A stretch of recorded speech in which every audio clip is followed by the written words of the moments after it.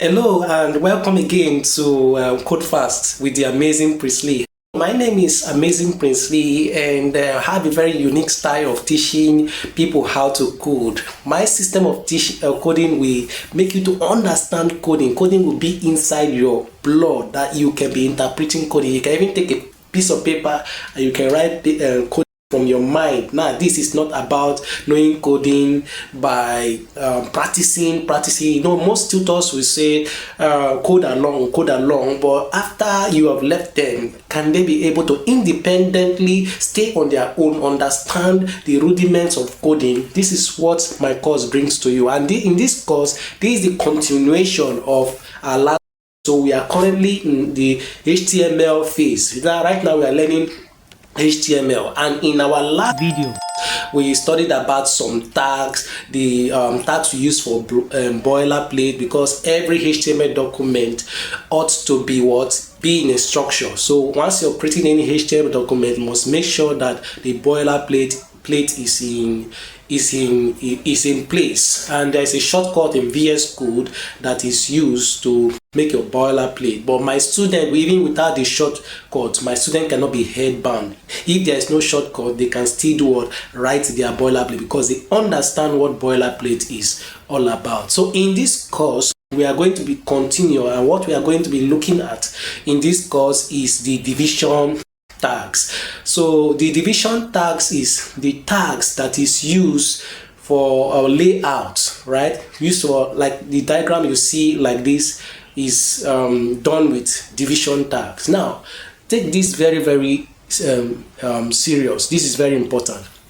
The division tag does not add any meaning or any style to the content, right? So let us look at it now. Look, this is our projects, and we are working on our projects. So we put on our VS Code, and our VS Code is now on, and now we are writing our content. We just simply use the words. We simply use the nav for example, and just let us simply put an aside,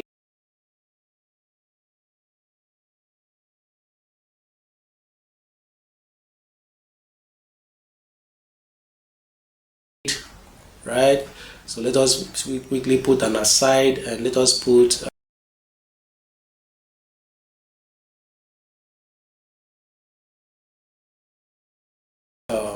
the main.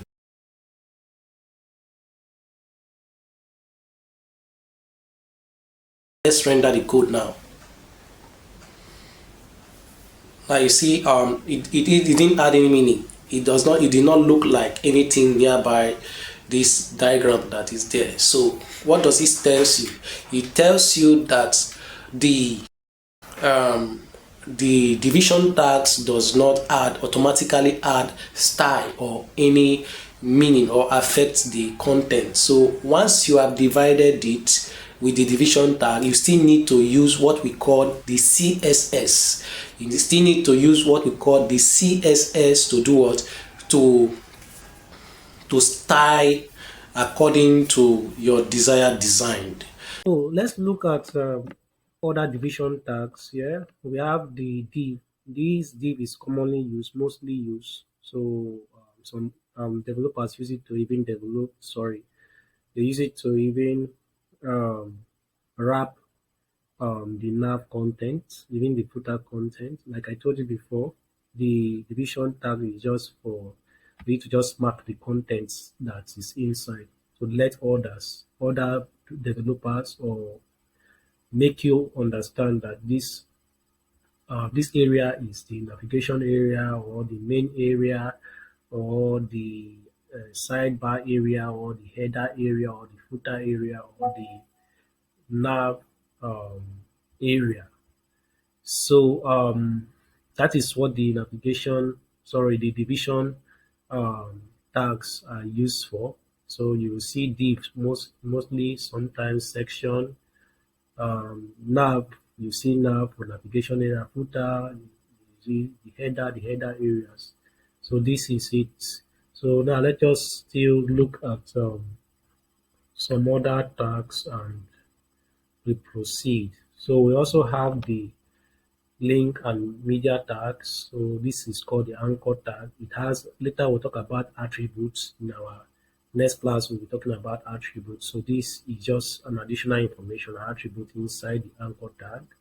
So normally the anchor tag should be like this. If I remove all the attributes. Yeah, so we now have the image tag. This image tag is used when you want to use image on your HTML documents. So it will be on this image tag. This image tag is a self-closing tag, which I'm going to discuss about. Self-closing tag does not have an opening and closing tag like I discussed in our previous video.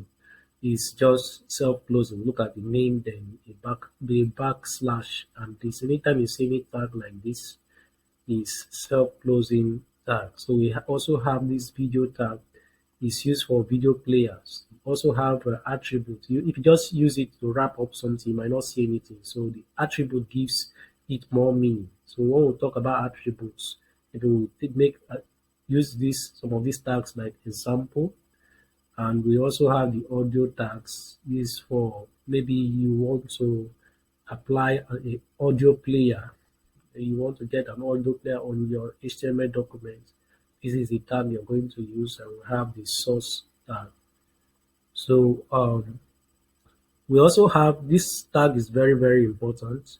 The form tags, right, is very, very this is very, very important because the form is what we use to take information in our HTML document. So we have the form tag, which is like the form container.